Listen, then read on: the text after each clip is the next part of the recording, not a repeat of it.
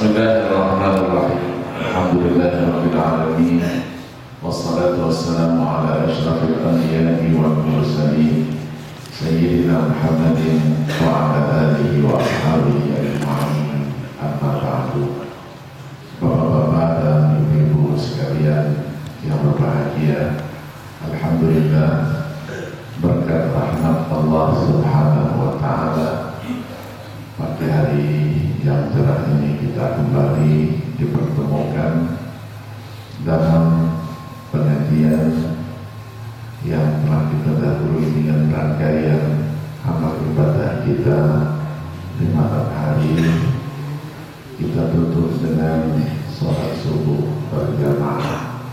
Mudah-mudahan seluruh rangkaian amal ibadah yang telah kita laksanakan diterima serta mendapatkan berkah dan ridha dari Allah Subhanahu wa taala. Amin. Salawat dan salam tidak lupa kita sanjungkan, kita bersembahkan kepada baginda Rasulullah sallallahu alaihi wasallam, seluruh keluarga, sahabat dan pengikutnya sekalian. Bapak-bapak dan ibu-ibu sekalian, dalam kesempatan ini mari sejenak kita perhatikan pesan-pesan firman Allah Subhanahu wa taala yang tadi kita baca di dalam sholat berjamaah. Ayat-ayat ini adalah merupakan ayat-ayat terakhir yang ada di dalam surah Al-Furqan.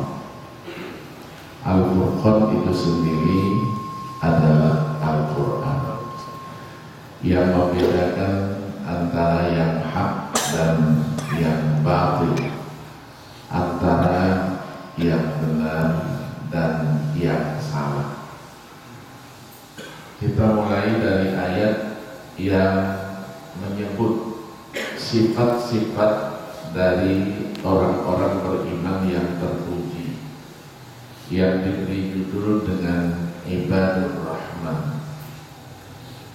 Ibadur Rahman, ibad artinya hamba, Rahman yang disayangi oleh Allah Subhanahu wa taala.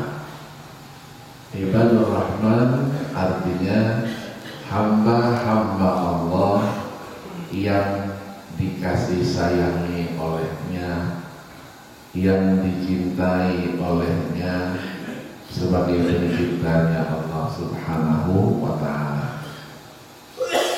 Untuk menjadi hamba yang dicintai oleh Allah, Ibadur Rahman, ada beberapa sifat karakter yang disebutkan di dalam ayat-ayat ini. Yang pertama, wa ibadur rahmanil ladzina yamshuna 'alal ardi hauna, yaitu hamba-hamba Allah yang berjalan di atas muka bumi ini dengan tenang, dengan tunduk, dengan tawadhu, tidak sombong dan tidak takabur. Itulah yang dijelaskan oleh Allah juga di dalam surah Luqman.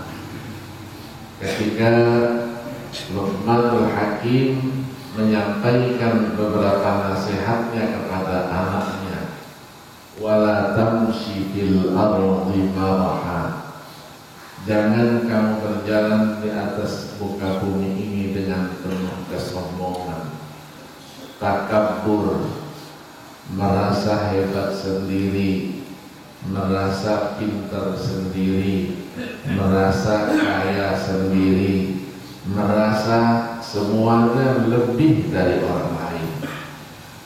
Kalau diingat semua yang dimiliki, termasuk kehidupan yang sedang dia rasakan, itu semuanya adalah pemberian Allah Subhanahu wa ta'ala. Dan semua itu juga sifatnya adalah dibatasi oleh waktu. Ketika waktu datang, yang disebut dengan ajal, maka semuanya itu pula harus kita tinggalkan. Maka dalam Islam mengajarkan sifat yang terpuji, yaitu tawadhu, rendah diri, tidak sombong.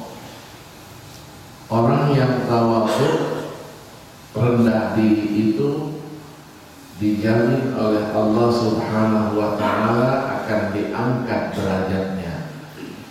Tetapi sebaliknya, orang yang sombong dan takabur itu akan dijatuhkan oleh Allah Subhanahu wa Ta'ala. Itulah pesan Nabi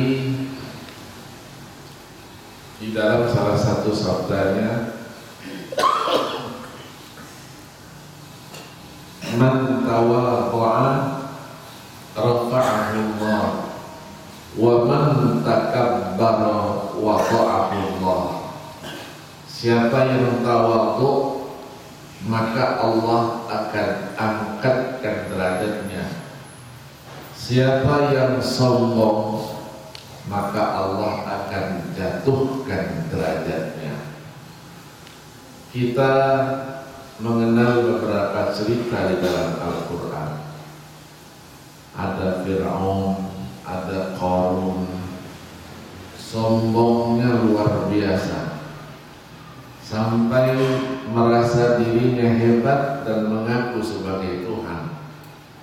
Kalau ada yang menyembah selain Allah, maka dia akan binasakan orang itu.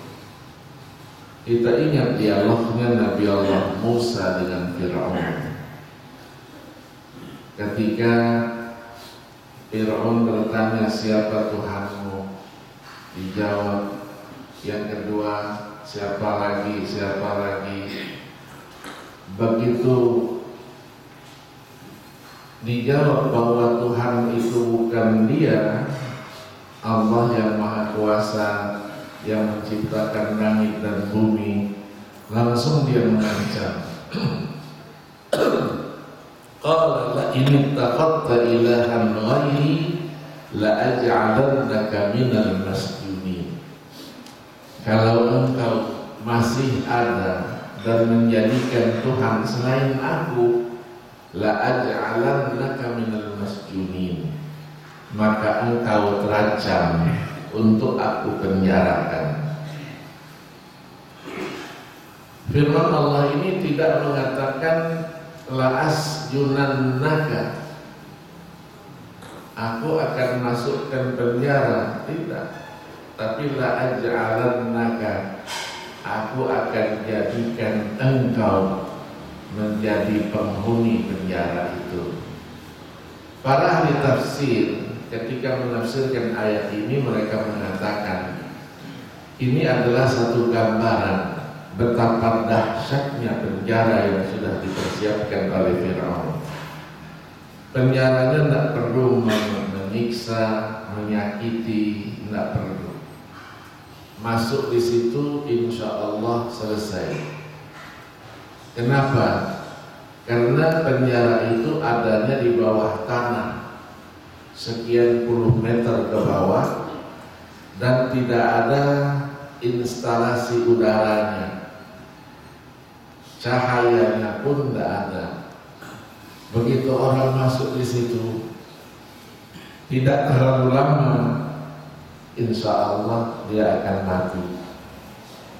Begitu hebatnya. Tapi sebagai seorang Nabi dan Rasul yang menyampaikan dan harus bertugas dengan misi kenabian dan kerasulannya, beliau terus menawarkan, qala awalau ji'tuka bi syai'in mubin.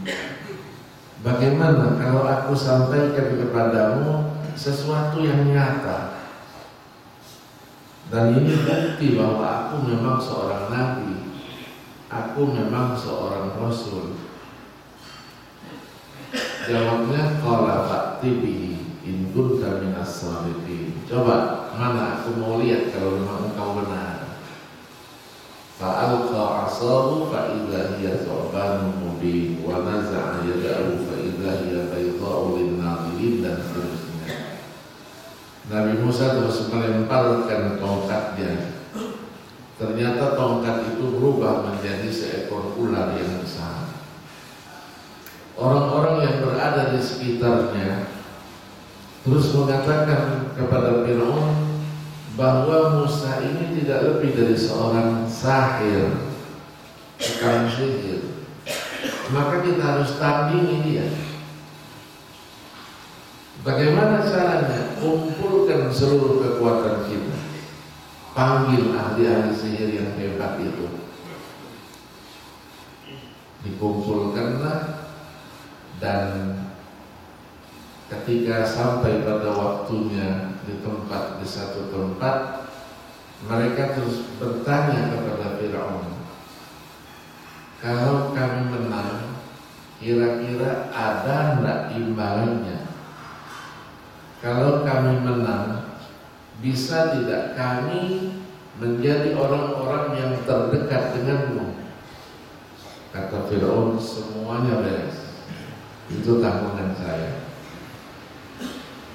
Nah, di dalam cerita tentang Musa dan Fir'aun yang dimuat di dalam surat-surat lain, ada surat Al-A'raf, surat-surat Al-Qasas dan lain-lainnya, menceritakan di situ sebagai mukjizat Nabi Allah Musa terus menantang mereka.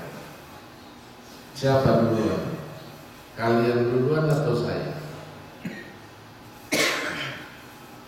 Dilemparkanlah tongkat itu, dan mereka juga menyampaikan kekuatan ilmu sihirnya. Ternyata ilmu sihirnya mengeluarkan ular-ular tapi kecil, akhirnya dimakan semua oleh ularnya Nabi Allah Musa alaihi salatu wassalam, dan akhirnya mereka fa'ulqiyas saharatu sajidin qalu amanna bi rabbil alamin rabbi Musa wa Harun. Merasa kalah, akhirnya semua tukang sihir itu sujud, tunduk dia. Dia mengatakan, kami beriman kepada Allah, Tuhan semesta alam. Fir'aun mengancam, kalau kalian qala amantum lahu qabla an adzana lakum la uqatti'anna aydiyakum wa arjulakum min khilaf wa la usallibannakum ajma'in. Kalau kalian beriman, aku akan hukum kalian, aku akan salib kalian, aku akan potong anggota kalian itu secara silang. Mereka jawab, ketika iman itu sudah merasuk dia ke dalam hati sanubari, tidak ada rasa takut sedikit pun. Dan jawaban yang keluar, qalu la dhayra inna ila rabbina munqalibun. Tidak ada urusan semuanya itu, karena kami sudah kembali kepada Tuhan kami yang sebenarnya. Ini gambaran seorang Fir'aun yang sombong dan takabur. Akhirnya apa? Allah tenggelamkan dia di laut. Yang kedua, Qarun. Qarun ini pada mulanya juga menjadi bahagian daripada kaum Nabi Allah Musa, tapi kaya, hebat. Hartanya itu digambarkan kalau ada beberapa orang yang kuat, ulil usbah, mengangkat kuncinya saja tidak mampu dia. Kuncinya, bukan hartanya, kuncinya, kunci lemari kekayaannya itu tidak mampu. Tapi akhirnya apa? Ketika dia sombong, qala innama ilmuha indi, Semua ini aku dapatkan, tidak ada partisipasi keterlibatan orang lain. Semuanya dari sini, akalku, kemampuan. Akibatnya apa? Fakhasafna bihi wa bidarihil ardh. Allah tenggelamkan dia ke dalam bumi. Semua harta kekayaannya pun masuk, dia lenyap, dia dimakan oleh bumi. Nabi Allah Sulaiman alaihi salatu wassalam juga, ketika dia diberikan oleh Allah kemampuan untuk mendengar dan bisa berkomunikasi dengan semut, pada waktu melakukan satu perjalanan panjang, beliau diperdengarkan jaraknya menurut para ahli tafsir sejauh 13 mil ada rombongan semut. Semut kalau dia sudah rame-rame berjalan, pasti ada salah satunya yang besar. Itulah namanya ratunya itu. Ratunya pesan kepada saudara-saudaranya, mari, katanya, kita kembali ke rumah-rumah kita, ke lubang-lubang kita, menyembunyikan diri. Kenapa? Karena Sulaiman dengan bala tentaranya itu akan lewat di tengah-tengah kita. Yang namanya pasukan itu pastilah pakaiannya lengkap, sepatunya saja menakutkan. Kita akan diinjaknya, kita akan binasa, sementara mereka tidak merasakan itu. Wa husyira li Sulaiman wa junuduhu minal jinni wal insi wat tayri fa hum yuzaun hatta idza ataw ala wadin namli qalat namlatun ya ayyuhan namlu udkhulu masakinakum la yahtimannakum Sulaiman wa junuduhu wa hum la yash'urun. Tapi Nabi Sulaiman tidak sombong dia, karena bisa mendengar komunikasi semut tadi itu. Tidak langsung dia mengatakan aku hebat, aku super, aku segalanya. Tapi fatabassama dhahikan min qawliha. Nabi Sulaiman senyum mendengarkan ucapan semut itu tadi. Sambil senyum, beliau berdoa. Ada 3 permohonan disampaikan. Rabbi auzi'ni an ashkura ni'mataka allati an'amta 'alayya wa 'ala walidayya. Ya Allah, ya Tuhanku, kata beliau, berikan taufik dan hidayahmu kepadaku agar aku dapat mensyukuri nikmat-nikmat yang Kau berikan kepadaku dan kepada kedua orang tuaku. Yang kedua, wa an a'mala salihan tardah. Berikan taufik dan hidayahmu sehingga aku bisa berkarya, beramal, dan amalku itu menjadikan Engkau cinta dan ridha kepadaku. Yang ketiganya, wa adkhilni bi rahmatika fi ibadikas shalihin. Masukkan aku ke dalam kelompok hamba-hambamu yang saleh. Wa idza khatabahumul jahilun qalu salama.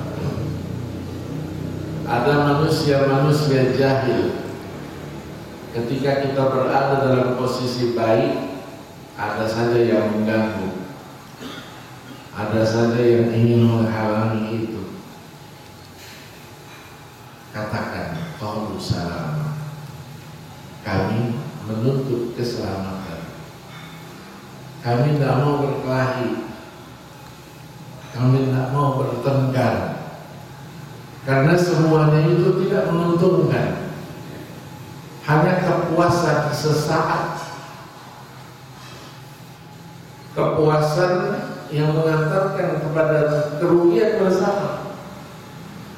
Nyawa mati, tidak mati juga paling sedikit luka-luka, akhirnya ke rumah sakit.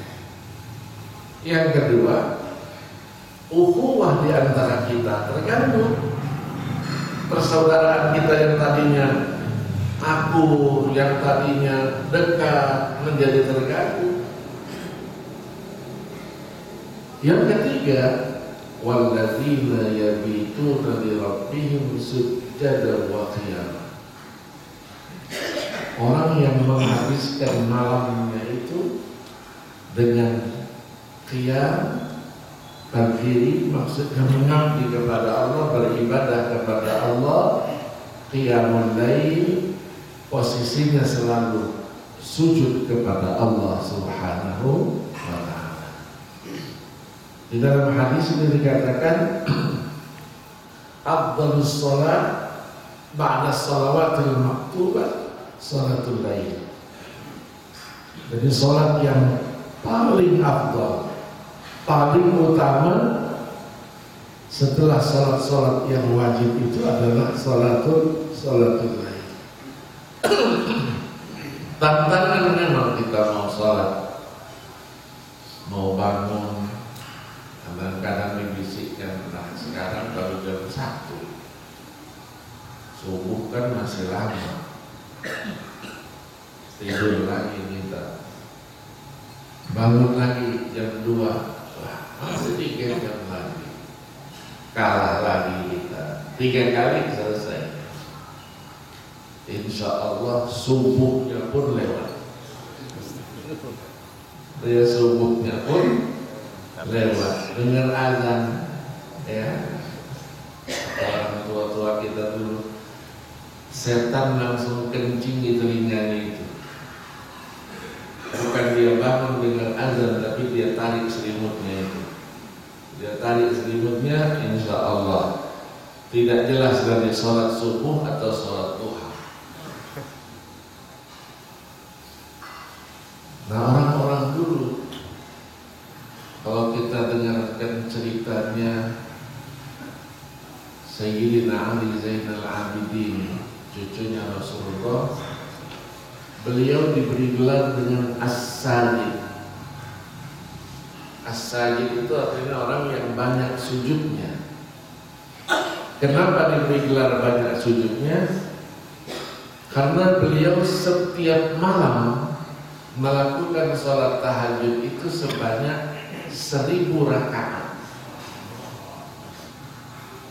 Di samping itu, di tengah-tengah kesibukan 1000 rakaat itu, keluar masuk dia ke gang-gang, ke lorong-lorong, ke kampung-kampung, mendengarkan adakah tangis dari anak-anak yatim yang kelaparan, yang dipelihara oleh para janda-janda sekitar itu. Kalaupun ada yang dimasak, mereka menunggu ada yang akan dimakan. Yang dimasak itu adalah kerikil, ada apinya, ada asapnya. Tetapi sampai kapan? Dan adanya teori yang mengatakan kerikil dimasak itu matang, tidak ada. Hanya sekedar memberikan satu rasa gembira kepada anak-anak yatim. Nanti sebentar lagi ada yang kalian makan. Kenapa para janda juga tidak bisa berbuat apa-apa kalau tidak ada yang dimasakkan? Apa yang mau dimasakkan? Beliau begitu mendengarkan ada tangisan rintihan anak-anak yatim, kembali ke rumahnya, langsung memikul sendiri gandum itu. Karung gandum dipikul sendiri olehnya. Diketuk pintu, diletakkan, dia kabur lagi. Setiap malam dia lakukan itu. Sehingga pada satu malam dia bertemu dengan seseorang yang mengintai dia, ingin tahu apa yang dilakukan oleh Ali Zainal Abidin. Dia orang kaya, alim, tidak perlu dia sendiri yang bawa gandum itu. Tinggal perintahkan anak buahnya, kamu antar di sana, antar di sana. Disinilah katanya ingin ikhlas beramal yang tidak diketahui oleh orang. Sering kita mendengar kalau kita keluarkan duit dari tangan kanan kita, tangan kiri kita supaya jangan tahu dia. nanti akan muncul sifat tidak ikhlas karena Allah. Kalau tidak ikhlas, banyak sedikit yang kita infakkan, dia tidak ada nilai pahalanya di sisi Allah Subhanahu wa Ta'ala. Nah, orang itu lama mengintainya, tidak ketemu-ketemu.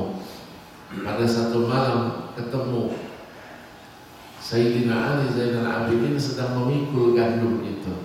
Dia katakan, nah, baru sekarang ketahuan bahwa amalmu setiap malam itu ini. Terus dirangkulnya saudaranya itu. Dia bilang, ini rahasia di antara kita. Mau tidak engkau rahasiakan apa yang aku lakukan ini? Mau. Mari dia berjanji. Kau boleh ungkap apa yang aku lakukan sekarang setelah aku tidak ada lagi di dunia ini. Begitu beliau meninggal, dimandikan, ternyata hitam semua ini. Kalau bahasa kita kapalan. Biasanya kalau hitam ini orang banyak menerka, mengira dia dianiaya matinya. Kan hitam biru itu biasanya kan dipukuli, diapa. Banyak yang kaget gitu lihat itu, orang ini berdiri, aku bersaksi di hadapan Allah. Ini semuanya bukan karena beliau dianiaya, dipukuli oleh orang, tetapi itulah bekas pikulan dia, gandum setiap malamnya beliau sampaikan kepada anak-anak yatim. Luar biasa. Tahajudnya dapat, itunya juga dapat. Orang-orang soleh begitu. Saya pernah ceritakan dulu Habib Umar bin Muhammad bin Hud al-Attas, Cipayung. Jangan kita lihat ketika beliau sudah menjadi seorang waliullah, tapi harus kita ketahui bagaimana proses jadinya itu. Nah, beliau sampai mendapatkan makom begitu apa? 8 tahun tidak pernah tidur malam. 8 tahun dia senantiasa tahajud, beribadah kepada Allah di depan Ka'bah Al-Musyarrafah itu. 8 tahun malam tak pernah tidur. Maka ulama-ulama kita mendidik begitu. Yang dididikkan bukan ilmu saja, tapi ibadah. Abuya Syekh Muhammad bin Alawi Al-Maliki siang belajar anak-anak, tapi malam jam 2.30 paling lambat itu dilepas semuanya di Masjidil Haram. Diantar dari rumah itu, diantarkan anak-anak itu untuk tahajud iktikaf di Masjidil Haram sampai dengan selesai sholat subuh. Sholat subuh nanti keluar mereka, baru ada datang jemputan untuk kembali ke rumah. Ke rumah, istirahat sebentar, mau mandi, mau apa, sarapan, langsung jam 8 sudah belajar kembali. Sampai kapan? Sampai jam 10 malam. Tidurnya kapan? Itulah namanya masa-masa penggemblengan. Begitu juga Habib Umar bin Hafiz yang sering datang ke sini kan, sama itu. Dan saya saksikan dengan kepala mata sendiri. Anak-anak jam 2 itu dikeprakin semuanya, harus ke masjid sampai subuh. Beliau imami sholat subuh. Selesai sholat subuh ada kultum. Habis kultum nanti wirid, baca wiridul latif, baca ahzab, semuanya sampai dengan terbit matahari. Datang waktu duha, tidak boleh kurang 8 rakaat.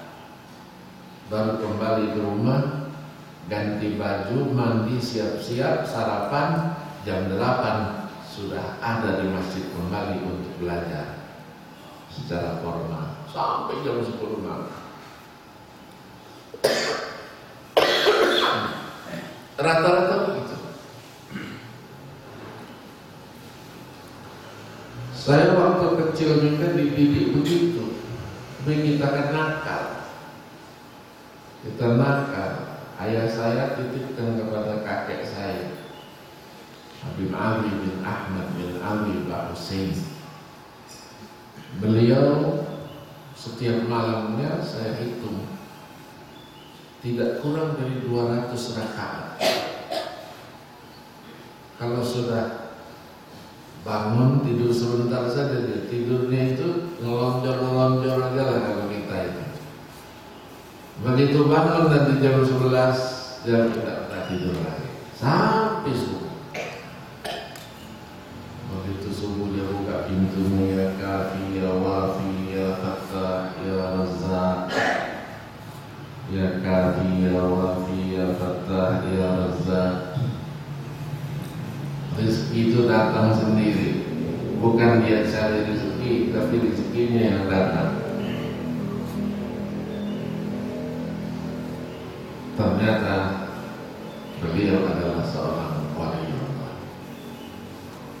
Jadi kalau kita pernah dengar yang wafat 10 April 2010 yang lalu itu, Al-Habib Abdul Qadir bin Ahmad bin Abdurrahman As-Saqaf yang di Jeddah. Ketika tahun 77 beliau datang ke Indonesia ini, saya masih sekolah di Madinah dulu, saya sering ketemu. Dia bilang sama saya, salam sama jaddukum Alwi Bahasi. Kapan ketemu? Orang satu di Palembang, satu di Madinah, satu di Mekah, satu di Jeddah sana. Saya nanya, oh ada sesuatu ini. 77 beliau datang ke Indonesia, Jakarta terus Palembang, pagi jam 10-an nyampe gitu. Begitu dari tangga pesawat itu turun, karena yang jemputnya banyak ulama-ulama. Ditanya mana Habib Alwi, orang bingung, kapan ketemu? Kalau ayah saya, ya saya selalu sebutkan ayah saya jemput. Sorenya saya kembali dari Madinah, saya kembali langsung juga ke Palembang mengincar. Pagi subuh, habis subuh saya ke rumahnya kakek saya dulu lah. Biasalah sudah 8 bulan, 9 bulan liburan, lapor gitu kan sama guru. Saya cium dia, saya peluk dia. Saya terus ceritakan, Habib Abdul Qadir datang di sini. Oh iya, katanya kemarin ada yang ngasih tahu gitu.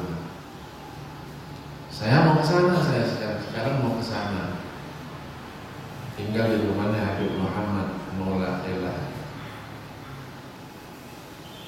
Dia bilang, kasih tahu sama dia saya ke sana nanti. Saya berangkat duduk biasa, disuruh baca Quran, ambil ini. Saya ceritakan bahwa Habib Ali mau ke sini. Dia katakan tidak, saya yang ke sana. Tahu dia di sini, saya ke sana. Saya mau ke sana, tidak. Kasih tahu, susul di sana. Saya yang ke sana. Udah, begitu selesai kita sarapan siap-siap berangkat semua ke sana. Semua penasaran ingin menyaksikan apa yang akan terjadi, termasuk saya. Kalau selama ini kita mendengar la ya'riful wali illa al-wali, tidak ada yang mengetahui si fulan itu wali, si A itu wali, kecuali wali itu sendiri. Karena wali tidak pernah ngomong, tidak pernah mengatakan aku wali, tidak pernah. Tidak pernah, diam-diam saja dia, namanya mastur, tersembunyi. Kalau dia katakan saya wali, walinya bukan waliullah, walinya wali murid. Kalau tidak wali murid, wali nikah. Nah terbit tadi. Berangkatlah, akhirnya berangkat. Rupanya ayah saya sudah nunggu di situ juga. Ketemu. Jaraknya, jadi dari depan, dia nunggu di depan pintu rumah itu, rumahnya dibuka semuanya. Kira-kira sekitar 8 meter. Dia tunggu di depan pintu itu, tamunya nanti dulu. Dia sambut dengan bait syair, puisi bahasa Arab, ucapan selamat datang itu. Dijawab sama Habib Abdul Qadir ini, dijawab lagi sama dia, dijawab lagi. Di situ saja orang sudah bingung. Karena Habib Alwi ini sejak umur 14 tahun dia sudah tidak bisa mendengar lagi tuli dia. Jadi kalau ngomong dengan isyarat, dia bisa ngomong, tapi ngomong omongannya orang, dengar omongannya orang nggak bisa. Sementara ini 7 meter, bukan dekat-dekat, 7 meter komunikasi. Ada apa ini? Masuklah, akhirnya masuk, ringkasnya masuk ke dalam rumah itu. Terus dia menyampaikan ucapan selamat datang. Ya, kena ulama ya, bahasa Arabnya main air aja lah gitu. Dan beliau memang ketika saya dititipkan oleh ayah saya di rumah dia, ngajinya pun habis subuh, ngapal itu Safinatul Najah, Risalatul Jami'ah, terus Matan Abi Syuja, Nahunya Adrumiyah, Mulhatul I'rab bin Aqil. Dan setiap hari itu ada 5 syair yang dituliskan, didiktekan oleh dia, kita tulis dan kita harus hafal. Jadi hebat, bahasa Arabnya tidak diragukan lagi lah, gitu kan, ulama besar. Begitu Habib Abdul Qadir menyampaikan sambutannya, dia bilang, orang ini dijaga ini makomnya jauh lebih tinggi dari makom saya. Ini Abdul Qadir waliullah. Terakhir itu pimpinannya wali sedunia dia. Gelarnya itu Qutub. Meninggal dalam usia 107 tahun. Ini tanggal 4 April 2010 yang lalu. Jadi pimpinannya wali sedunia itu terakhir dia. Waktu dia pesan jaga ini, makomnya lebih tinggi jauh dari saya. Jaga ini. Dia cerita sebelah saya dia bilang, ngomong apa dia? Nggak ada ngomong apa-apa. Nah, kata dia ngomong katanya saya hebat ya, gitu kan. Dia sambil ketawa, saya ini ya, dia bilang, iya. Begitulah rahasianya Tuhan, ya, rahasianya Allah terhadap hamba-hambanya.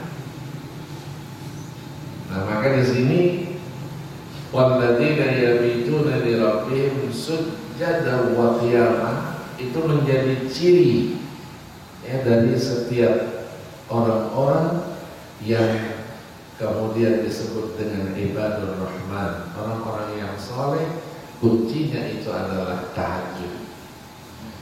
Maka di dalam Al-Quran ayat 79 surah Al-Isra itu, wa minal laili fatahajjat bihi nafilatan laka asa ay yab'athaka rabbuka maqaman mahmuda. Ini diambillah dari sebahagian malam itu untuk melakukan sholat-sholat sunnah, karena sholat tahajud itu akan mengangkat derajat seseorang nanti ketika kita dibangkitkan menghadap Allah Subhanahu wa ta'ala. Yang ketiga, walladzina yaquluna rabbana shrif 'anna 'adzaba jahannam inna 'adzabaha kana gharama innaha sa'at mustaqarra wa muqama. Orang yang senantiasa berdoa, ya Allah, ya Tuhanku, palingkan aku, selamatkan aku dari api neraka. Karena api neraka ini tidak bisa digambarkan, dia membuat orang gila, maghrur.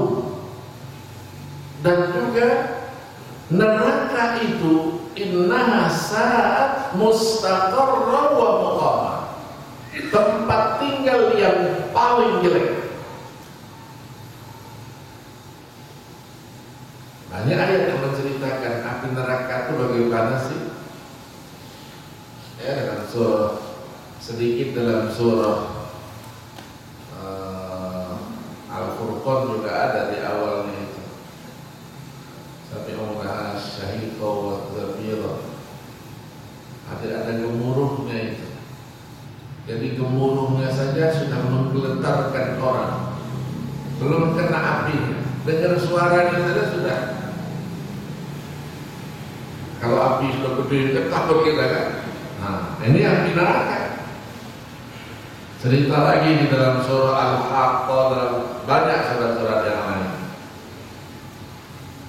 Gambarannya itu di dalam ayat lain, kalau orang sudah kena api neraka itu, kullama nadijat juluduhum baddalnahum juludan ghairaha liyadzuqul 'adzab. Jadi begitu dia kena api neraka itu semuanya leleh semuanya. Yang namanya kulit ini langsung habis. Tapi dalam waktu yang sama Allah gantikan kulit yang baru lagi. Untuk apa? Untuk dirasakan balasan azab dan siksa Allah Subhanahu wa ta'ala. Kita sering buat sate, ya, bakar ikan, begitu apinya dikipas, begitu ditaruh satenya, diam dia. Tapi tidak bisa ngomong, ya. Tapi kalau api neraka nanti ngomong. Ketika ditanya, halim talakti, cukup belum?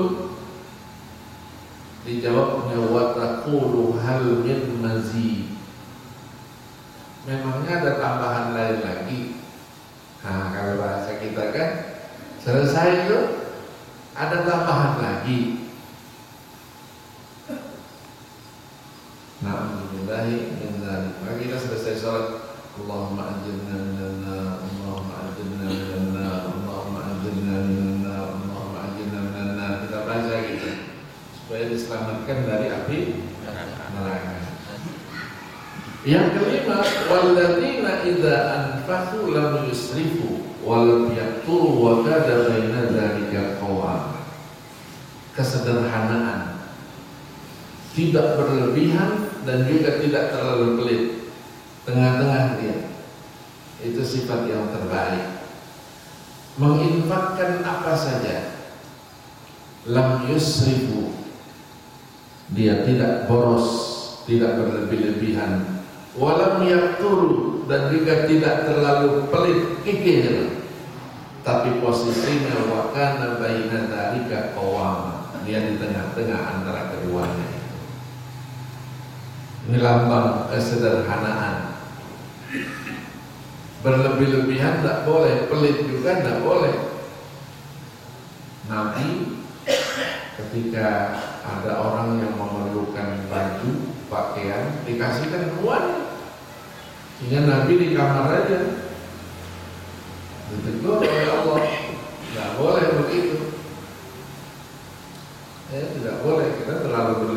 berlebihan. Kasihkan sebahagian, simpan sebahagian. Siapa tahu sebahagian yang kecil ini bisa dimanfaatkan untuk yang lain. Yang keenam, walladzina la yad'una ma'allahi ilahan akhar, tidak menyekutukan Tuhan, tidak pernah melakukan syirik. Wala yaqtuluna an-nafsa allati harramallahu illa bil haqq, tidak pernah membunuh orang kecuali dengan cara yang benar. Ya, gojo itu. Wala yaznun, dan tidak pernah berzina. Wa may yaf'al dzalika yalqa athama, kalau dilakukan semua itu pelanggaran berarti, dan dia berada dalam posisi berdosa. Nanti kata Allah, yudha'af lahu al-'adzabu yaumal qiyamah wa yakhlud fihi muhana, siksanya dilipat gandakan, dia kekal di neraka. Ini perdebatan nanti, ilmu kalam perdebatan. Kenapa? Karena tiga ini masuk dosa besar dia. Syirik, membunuh orang, zina, dosa besar. Nah, dosa besar ini diampunkan atau tidak? Karena di dalam Al-Quran 2 kali dalam surah An-Nisa, innallaha la yaghfiru an yushraka bihi wa yaghfiru ma duna dzalika liman yasha. Di dalam surah Az-Zumar ayat 53 itu, innallaha yaghfiru dzunuba jami'an, sesungguhnya Allah mengampunkan dosa itu secara keseluruhan. Ini yang disebut dengan ta'arud, kontradiksi. Tapi ta'arudnya di sini ta'arud nazari, bukan ta'arud hakiki. Karena firman Allah tidak ada yang kontradiksi satu dengan lainnya. Maka di sinilah perlunya takwil. Ditakwilkan. Nah, firman Allah yang pertama 2 kali, la yaghfiru an yushraka bihi, itu ditujukan bagi mereka yang tidak bertobat kepada Allah, tidak kembali kepada Allah, tidak menyesali perbuatannya. Untuk yang ayat dalam surah Az-Zumar itu bagi yang bertaubat.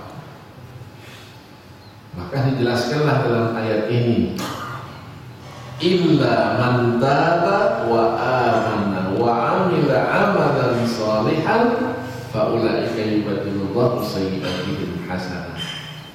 Kecuali orang yang bertaubat, beriman, beramal saleh, maka nanti Allah akan gantikan kejahatan-kejahatan itu dengan kebaikan-kebaikan. Wa kana Allahu ghafurur rahim, Allah Maha Pengampun lagi Maha Penyayang. Wa man taba wa amila shalihan fa innahu yatubu ila Allah mataba. Diulangi lagi, siapa yang bertaubat, beriman saleh, beramal saleh. Kemudian disebutkan sifat-sifat yang lain. Walladzina la yashhaduna az-zur, dia tidak pernah memberikan kesaksian palsu. Wa idza marru bil lagwi marru kiraman, jika ada sebenarnya gurau yang tak baik, yang ucapan-ucapan yang tidak pada tempatnya, marru kiraman, dianggap itu berlalu sajalah. Walladzina idza dzukiru bi ayati rabbihim lam yakhiru 'alaiha summa wa umyana, dibacakan ayat-ayat Allah, dia merasa geletar, dia telinganya tak mampu untuk menahan semua itu. Terakhir sifatnya apa? Berdoa. Walladzina yaquluna rabbana hab lana min azwajina wa dhurriyyatina qurrata a'yunin waj'alna lil muttaqina imama. Minta diberikan keturunan anak-anak yang saleh, anak-anak yang salihah. Anak-anak itulah nanti yang menjadi pemimpin, orang yang bisa menjadi contoh dan tauladan. Ulaika yujzauna al-ghurfata bima sabaru wa yulaqawna fiha tahiyyatan wa salama. Mereka itulah kata Allah yang akan mendapatkan satu kehormatan, satu kemuliaan, kekal nanti dia di dalam surga selama-lamanya, tidak keluar. Karena tidak ada yang mau keluar. Nah, ya, dalam surah Al-Kahfi itu ayat 107, ayat 108, Innal ladzina amanu wa 'amilus shalihat kanat lahum jannatul firdausi nuzula khalidina la yabghuna khalidina fiha la yabghuna anha hiwala la yabghuna anha hiwala.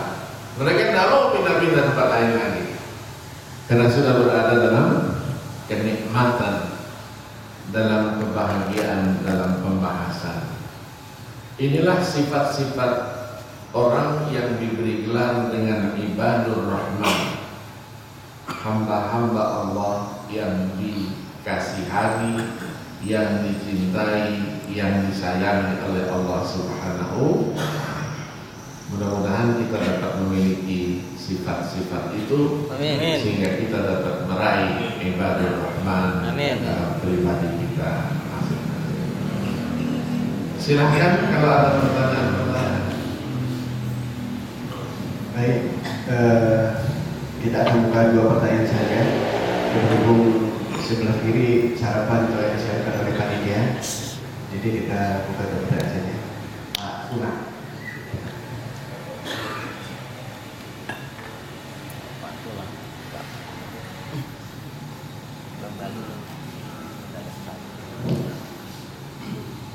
Assalamualaikum warahmatullahi wabarakatuh. Waalaikumsalam warahmatullahi wabarakatuh. Pak Ustaz, saya terus terang sangat kagum mendengar tentang orang-orang yang menuntut ilmu dan beribadah sampai setiap malam itu tidak tidur, dan itu berarti cara hidup atau perilaku demikian itu kan tentunya lama untuk menuntut ilmu, sehingga mereka bisa dikatakan hampir tidak istirahat. Kapan tidurnya? Jadi pertanyaan juga. Di sisi lain kita mendengarkan sains atau ilmu kesehatan atau kedokteran bahwa manusia itu perlu keseimbangan antara aktivitas dan istirahat atau tidur. Kalau tidak, tubuh itu tidak akan mampu dan bisa menjadi sakit. Jadi seolah-olah saran-saran ilmu kesehatan tadi, saran kedokteran itu bertentangan dengan perilaku yang katakanlah mereka-mereka yang terus beramal sampai jauh malam. Ini kira-kira bagaimana ya? Yang salah yang mana? Apakah ilmu kesehatannya itu memang tidak benar? Itu bagaimana kira-kira? Assalamualaikum warahmatullahi wabarakatuh. Waalaikumsalam. Satu lagi.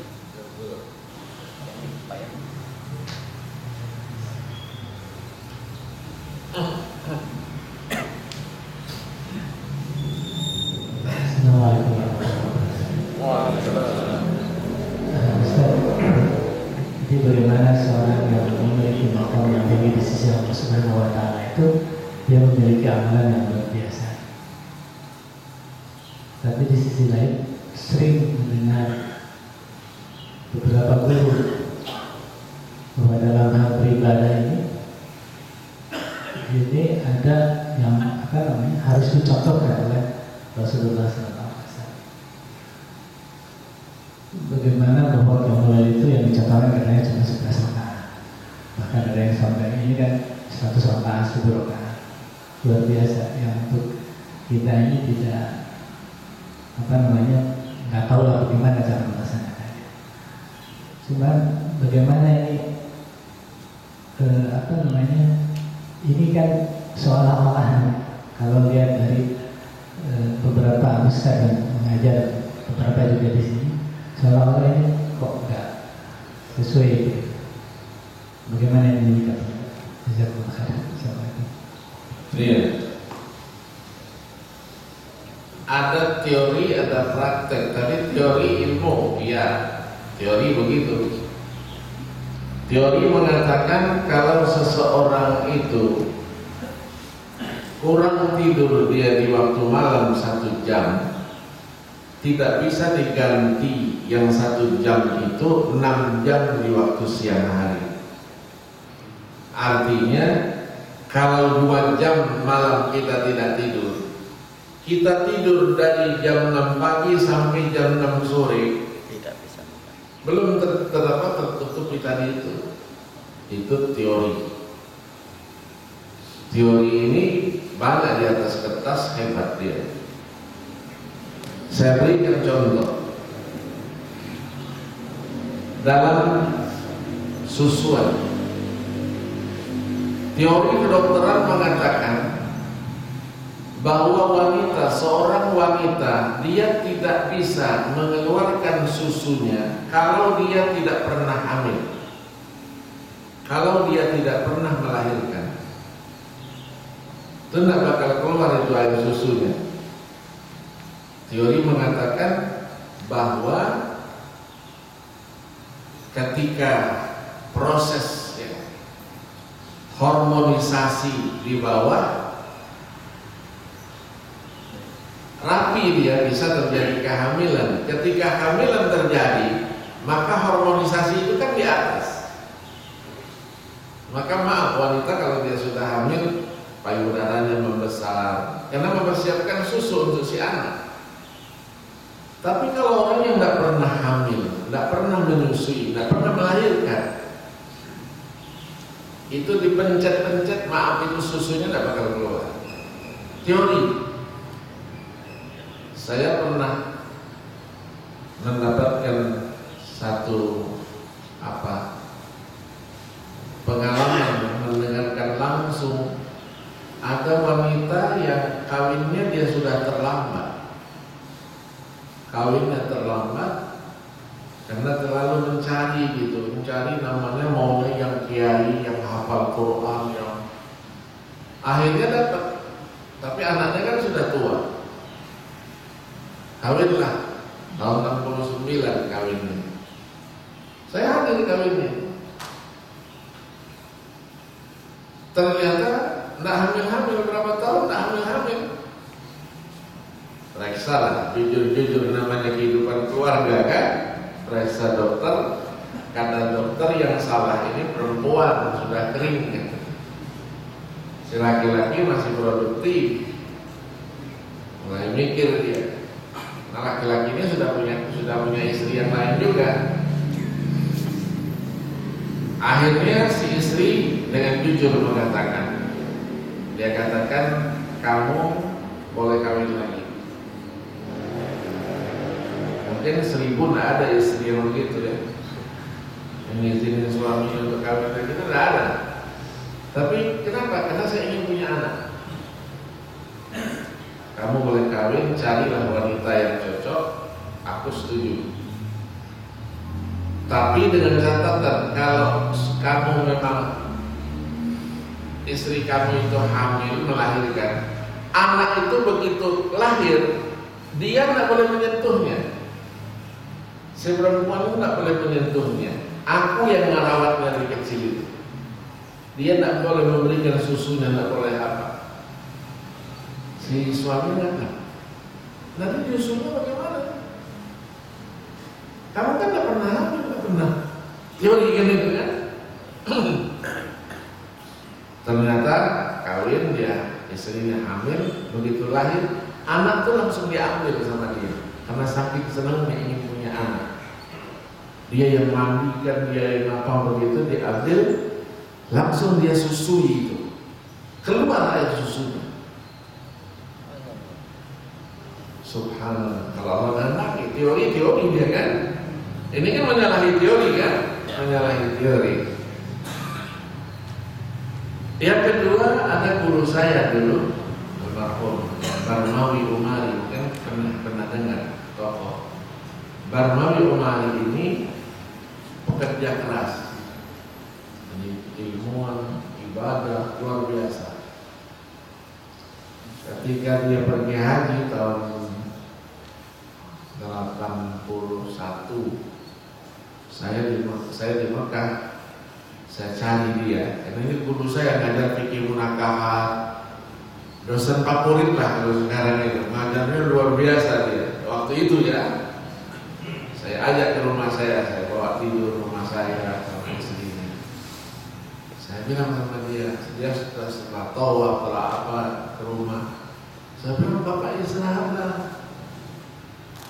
Ada jawaban yang menarik. Dia bilang, istirahat itu tidak harus tidur. Jadi tidak harus tidur, istirahat itu. Orang itu diem saja itu sudah dianggap dia tidur. Duduk saja itu sudah dianggap istirahat, dan itu juga nilai tidur. Ya. Maka untuk yang tahajud, apabila tahajud jangan takut karena kurang tidurnya, jangan apa begitu, karena sudah terbiasa. Ya, maka dalam bahasa Arab itu sering disebut man syabba ala syai'in syabba ali. Siapa yang sudah terbiasa, maka dia akan merasakan kebiasaannya itu. Tidak tidur terus dia, tidak merasa dia lemah. Mana orang yang setiap hari dia puasa, bukan hanya Ramadan saja, tidak mengurangi aktivitas kerjanya, biasa-biasa saja dia, karena sudah terbiasa. Sudah terbiasa. Kadang-kadang lelap tidurnya. Dulu kakek saya itu, dia tempat sejadah yang agak tebal gitu, duduk dia. Pagi-pagi juga saya perhatikan. Kalau pagi-pagi orang kita kurang malam tidur, kurang subuh tidur. Iya, ini enggak. Nyender aja dia di sejadahnya itu, nyender saja dia sambil zikir. Kadang-kadang terlelap juga. Ya, dan itulah bagian istirahat dia. Wudunya kan tidak batal, kita duduk kan ya kan? Ya, itu. Jadi teori bisa saja berbicara satu lain. Ini kan untuk orang-orang khusus. Wa ibadur rahman. Tidak semuanya kan? Jadi untuk orang-orang yang khusus. Nah, orang-orang khusus ini tidak dia diberlakukan aturan yang umum tadi itu. Ya kita Islam lah cukuplah sholat 5 waktu, puasa di Ramadan, dia lakukan apa semua, sudah cukuplah gitu. Untuk orang itu ya. Kenapa Rasulullah pesankan ittaqullaha mastata'tum. Takwalah kamu itu menurut kemampuan kamu. Allah tidak pernah membebankan seseorang itu lebih dari kemampuan dia. La yukallifullahu nafsan illa wus'aha. Saya mau tahajud tiap malam, ternyata kadang-kadang karena capek saya tertidur. Nah, niat tahajud itu sudah dicatat oleh Allah Subhanahu wa ta'ala. Berapa rakaat sih dia setiap malamnya? Ternyata malam ini saya capek tidur, saya mau bangun. Allah catat, nak kurangi itu. Itulah bahagian keistimewaan umat Nabi Muhammad tidak ada pada umat-umat sebelumnya. Kenapa? Karena umur kita pendek-pendek. Umat dahulu 200 tahun, 300 tahun, 400 tahun. Umurnya panjang-panjang. Kita lihat umur 120 tahun, ya, 120 tahun sudah kasihan. Hidupnya sudah kasihan. Nah, kita kapan dia ini dipanggil oleh Allah? Bukan kita doain dia cepat mati, bukan. Kasihan. Dia secara fisik sudah tidak mampu, ya kan? Tapi itulah rahasia Allah. Itulah rahasia Allah. Jadi idealnya kita laksanakan kewajiban kita mampu. Mari ditingkatkan sedikit demi sedikit menuju itu tadi itu. Rata-rata orang yang sudah begini ini, ya ketika dia sudah memasuki usia dewasa lah gitu ya, ibadahnya kuat betul itu ketika dia sudah merasa tugas, bahasa kita tugas kemasyarakatannya sudah selesai. Dulunya kiai dia sudah tak ada lagi dah mau kiai, di rumah saja iktikaf saja dia. Banyak. Jadi jangan dibuat aturannya umum. Orang-orang tertentu ada yang tidak mau lagi ketemu sama orang. Kalau aturan umum salah dia. Hidup ini kan harus ada komunikasi, harus ada. Apalagi seorang ulama dia harus sampaikan ilmunya. Tapi dia merasa sudah selesai lah tugas saya sudah selesai. Sekarang saya tinggal menanamkan rindu saya untuk menghadap Allah Subhanahu wa ta'ala. Banyak contohnya di Mekah itu ada namanya Sayyid Amin Qutbi. Ya, pernah dengar ulama besar. Nggak mau lagi ya ketemu orang. Muridnya aja nggak mau lagi, kecuali satu aja. Ada Syekh Zain dari Syekh Zain Tawiyan. Kalau dia rindu kepada Rasulullah, dia gambarkan saja dalam syair-syairnya, dia tulis. Ya, orang-orang begitu mau ketemu Rasulullah kan kapan saja kan bisa. Dia tulis syairnya. Saya banyak dapat syair-syairnya itu. Misalnya dia katakan, uhdin nabiyya tahiyyati wa salami wa abuthuhu syauqi wa layali wa ayyami wa akadu bil farhi atiru li taibatin. Jadi dia gambarkan, ini aku hadiahkan ini tahiyat salamku kepada Rasulullah. Aku hembuskan, aku tiupkan, aku bacakan itu sepanjang siang dan malam. Wa akadu min farahi, saking senangnya aku atiru bi thaibatin, aku terbang ke Madinah itu. Hatta uqabbila mawti al-aqdam, sampai aku cium itu tanahnya. Terus mulai dia, namanya orang itu kan ilustrasi ya. Digambarkan, famata yuballighuni az-zamanu ziyaratan zahra'atan tanba'u alladhi warrani astaqbilu syubaka murtabitan bihi wa analu fi zulfa ajalla maqami. Nangis kita, tak bisa. Dia gambarkan betapa begitu dia berhadapan dengan Nabi itu, dia katakan, Masya Allah, wa analu min atfin nabi makanatan aliyata musyrikatan alal ayyami wa analu min hubbin nabi maziyatan tadlu ladayya mahasinal ahkami wa analu aku dapatkan begitu dia berjumpa dengan Nabi itu. Ini gambaran itu. Nah, ini tidak bisa diilustrasikan kepada semua orang kan, karena yang merasakan kan dia. Ya, dia gambarkan apa yang dia rasakan itu. Maka dalam agama kita ada yang umum, ada yang khusus. Yang umum untuk semuanya gitu kan, yang khusus bagian-bagian ini yang kecil-kecil tadi itu, ya contoh-contoh kita tadi itu, itulah yang khusus. Coba. Ini sama. Udah satu. Mudah-mudahan manfaat insya-Allah. Amin. Ya, saya maaf karena saya 2 bulan lebih ya. Iya, 3. Setiap akhir itu kadang-kadang mendadak ujian disertasi. Kalau ngajar masih bisa ditunda, diatur nanti waktunya. Tapi kalau sudah ujian disertasi, nggak bisa saya tunda. Kasihan anaknya itu. Ya, kalau saya yang pembimbing, saya masih minta izin. Saya ngirim nilai saja. Tapi kalau saya yang uji, dia akan jadwal ulang ujian itu, menyamakan waktu penguji-penguji itu tidak mudah. Saya takut stres deh. Ya, sudah mau ujian, atau ustaznya tidak datang, tidak ada diuji gitu. Mau digantikan sama orang lain kan tidak mungkin, karena disertasinya kan di tangan saya. Kalau di sini tidak apa-apa di Jakarta, tapi kalau keluar Surabaya, kadang di Padang sana, di Pekanbaru, ya kalau ngajar, tidak apa-apa, kita bisa saja kita ganti. Jadi saya mohon maaf kalau katakan. Mari kita tutup dengan membacakan surat Al-Fatihah. Al-Fatihah.